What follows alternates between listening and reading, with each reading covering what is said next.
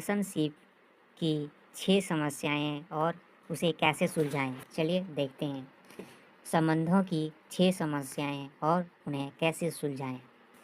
संबंधों के असफल होने के हजारों कारण होते हैं, लेकिन शायद सभी समस्याएं 6 प्रमुख क्षेत्रों से पाई जाती है।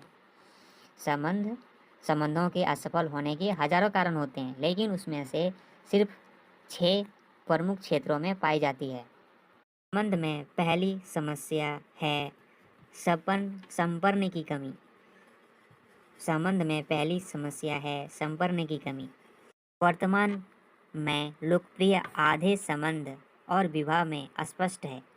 पूरे संपन्न के बजाय सिर्फ आधा संपन्न ही होता है। एक या दूसरा पक्ष कहता है तुम आधी दूर चलना और मैं आधी दूर चलूँगी। अच्छा, तुम आधा दूर चलना और मैं आधी दूर चलूँगा। बहरहाल जल्दी ही जब एक पक्ष सिर्फ 49% चलने का फैसला करता है तो रिश्ते में दरार आ जाती है। ओह माय गॉड, 50-50 नहीं हुआ ना, 49 ही रह गया, उसमें दरार आ गया, 1% में दरार। संपन्न की कमी से उभरने का तरीका यह है कि आप खुद को पूरी तरह से संबंध के प्रति समर्पित कर दें। गॉड ने एक पैरों के बजाय दोनों पैरों से छलांग लगा दें। संबंध के असफल होने का आशंका पर विचार न करें। अगर आपकी गलती के बिना संबंध असफल हो जाता है तो कम से कम ऐसा इसलिए तो नहीं होगा क्योंकि आपने पूरे दिल से कोशिश ही नहीं की। संबंधों में दूसरी प्रमुख समस्या है सामने वाले को बदलने की कोशिश करना और उसके बदले की उम्मीद करना। ओह माय गॉड, सबसे मूर्खता की बात है। संबंध में दूसरी समस्या है सामने वाले को बदलने की कोशिश करना और उससे बदलने की उम्मीद करना। महामूर्खता है।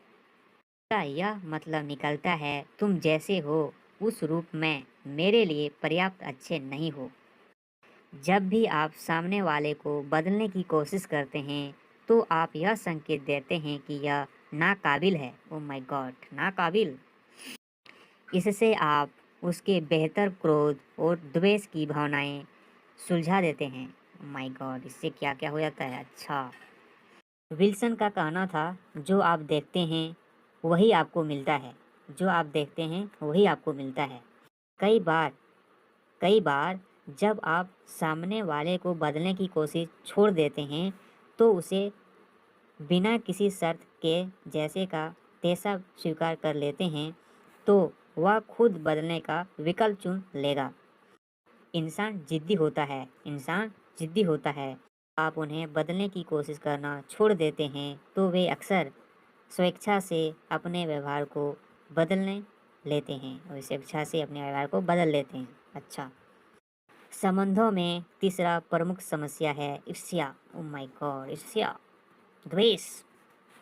संबंधों में तीसरी प्रमुख समस्या है ईर्ष्या, द्वेष। ईर्ष्या हमेशा उस व्यक्तियों के दिलो दिमाग में होती है जो इस भावनाओं का अनुभव कर रहा है। ईर्ष्या का इलाज यह एहसास करना है कि इसका सामने वाला व्यक्ति से कोई लेना देना नहीं है। इसका संबंध तो सिर्फ उस व्यक्ति के कम आत्मसम्मान से है जो इसका शिकार है। ईर्ष्या से उभरने का तरीका अपने आत्म को बढ़ाने का पर ध्यान केंद्रित करना और बार बार दोहराना। ईर्ष्या से उभरने का तरीका क्या है? अपने आत्मसम्मान को बढ़ाने पर ध्यान केंद्रित करना और बार बार दोहराना। मैं खुद को पसंद करता हूँ, मैं खुद को पसंद करता हूँ, उसको दोहराना है। हम में से हर एक को अपने संबंधों में सुरक्षित महसूस करने की ज़रूरत होती है और जानबूझकर ईर्ष्या जगाने से हमारी सुरक्षा हिल जाती है। ईर्ष्या हमें दुखी बना देती है। नेक्स्ट देखते हैं संबंधों में चौथी प्रमुख समस्या होती है आत्म करुणा। ओह माय गॉड, चौथी करुणा है आत्म करुणा। यह तब पैदा होती है जब आप किसी ऐसी चीज़ को लेकर अपने लिए अफसोस करने लगते हैं यह तब पैदा होती है जब आप किसी चीज़ को लेकर अपने लिए अफसोस करने लगते हैं जो आपके पार्टनर ने या तो आपके साथ या आपके लिए की है या नहीं की है। ओह माय गॉड, अफसोस करने लगते हैं जो आपके पार्टनर्स ने या तो आपके साथ या आपके लिए की है या नहीं। आमतौर पर आत्मकरुणा महसूस करने वाले लोगों ने इसे अपने किसी अभिभावक से सीखा है जो घर पर आत्मकरुणा से भरा व्यवहार करता है। आत्मकरुणा का समाधान यह नहीं है कि आपका पार्टनर्स कोई काम करना छोड़ दे या कोई दूसरा काम शुरू कर दे। इस इलाज तो अपने लक्ष्यों में इतना व्यस्त हो जाना है कि आपके पास खुद के लिए अफसोस महसूस करने का समय ही ना हो। ओह माय गॉड, अफसोस। इसका इलाज क्या है? आत्मकरुणा, आत्मकरुणा, आत्मकरुणा।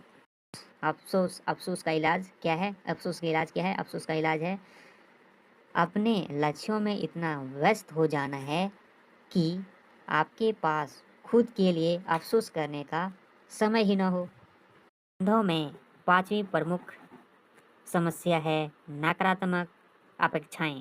ओह माय गॉड, पांचवी क्या है समस्याएं? नकारात्मक अपेक्षाएं। ऐसा तब होता है जब आप लगातार सामने वाले से यह उम्मीद करते हैं कि वह आपके निराश करने वाले काम नहीं करेगा। ओह माय गॉड, नकारात्मक अपेक्षाएं तब पैदा होती है जब आप लगातार सामने वाले से यह उम्मीद कर बैठे हैं कि आपको निराश करने वाले काम नहीं करेगा। सच्चाई यह है कि आपको अपेक्षाओं में पूरी होने की प्रवृत्ति होती है। अगर आप अच्छी चीज़ों होने की उम्मीद करते हैं तो आप शायद ही कभी निराश होंगे। अगर आप अपने पार्टनर से यह उम्मीद करते हैं कि वह आपको नीचा दिखाएगा तब भी आप शायद ही कभी निराश होंगे। अगर आप अपने पार्टनर से यह उम्मीद करते हैं कि वह आपको नीचा दिखाएगा तब भी आप शायद ही कभी निराश होंगे। संबंधों में नेक्स्ट देखते हैं, संबंधों में छठी प्रमुख समस्या क्या है? यह सामंजस्य, इनकम्पेबिलिटी, इंग्लिश में बोलते हैं इनकम्पेबिलिटी। चलिए देखते हैं, यह एक बहुत संवेदनशील विषय है। अरे यार, संवेदनशील कितना हिंदी वर्ड है, क्या क्या हिंदी वर्ड है। संवेदनशील सब विषय है जिस पर कोई लोग तो बात ही नहीं करना चाहते। यह संबंधों में पैदा होने वाले आम समस्याओं में से एक है। शायद यह व्यवहारिक संबंधों में लोगों के दुखी रहने का सबसे आम कारण है। Oh my God. दंपति अब सामंजस्य में नहीं है। इसका पहला लक्ष्य यह है कि उनके संबंध में से हंसी बाहर चली जाती है। वे हंसी मजाक नहीं करते या मिलकर मज़ेदार काम नहीं करते। दूसरा लक्ष्य यह है बातचीत खत्म हो जाती है। अगर आप पाते हैं कि आपके संबंध में हंसी और बातचीत कम हो रही है तो यह फौरन कदम उठाने का समय है। अगर आपको पता है कि आपके संबंध में हंसी और बातचीत कम हो रही है, यह फौरन कदम उठाने का समय है। अगर आप महसूस करते हैं कि आप में और आपके जीवन साथी में बहुत कम चीज़ें समान बची है तो आपको संबंध बेहतर बनाने में कोशिश करनी चाहिए। इसी के साथ हमारे संबंधों के 6 समस्या